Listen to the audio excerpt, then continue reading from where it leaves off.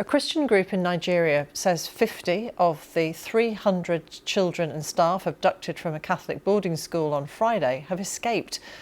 Yesterday, the authorities announced the closure of all schools in the state of Niger. It's thought the unidentified kidnappers are likely to be criminal gangs seeking to extort ransoms. Let's speak to Kabir Adamu, who is the Managing Director for Beacon Security Intelligence, and you know this part of the world very well, Kabir. Tell us what your thoughts are about these reports of 50 having been managed to escape. Yes, so this is quite common in incidents of mass abduction that we've monitored in the past. By the way, there have been almost about 14 of such mass abduction incidents targeting schools. And so in each of those instances, we've recorded escape by some of the victims. And this is simply because they march them sometimes into forest in the cover of darkness. And so some of them are able to escape during the process of this movement from where they are abducted into the holding areas, which are usually in forested or mountainous parts of Nigeria. In this instance, Niger State, in terms of landmass, has one of the biggest landmasses in Nigeria. It's very likely that they are moving them to one of the forested parts in Niger State, and so that enabled the escape. How many groups are there who engage in this sort of mass kidnapping? So traditionally, there are the bandit groups, and they are divided into different camps. The best estimate would be probably about 25,000 of such camps across different parts of Nigeria. But in terms of the various threat actors, we're talking of about 80 different subgroups.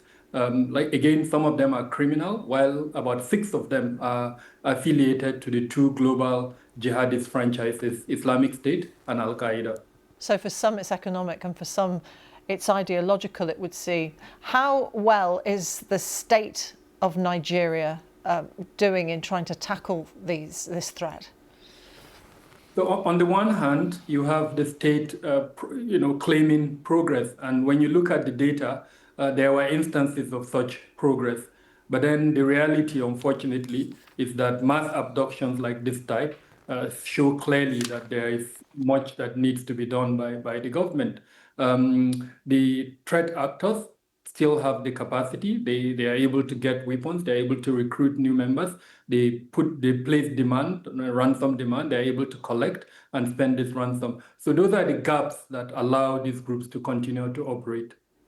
Just very briefly, if I may, we know now that all schools are closed in Niger State. What impact is this threat, this fear of kidnapping having on people who live there? Oh, huge impacts. Livelihoods are being destroyed. Internally displaced camps are being created, and normal day-to-day existence. People are living in fear. Unfortunately, some of the geopolitical developments have added to that fear. The statement coming out of President Trump suggesting that this is religious has created a division, as it were, that is being exploited by some of these threat actors. So the current condition is one of fear and, unfortunately, apprehension. Kabir Adamu from Beacon Security and Intelligence, thank you very much for talking to us.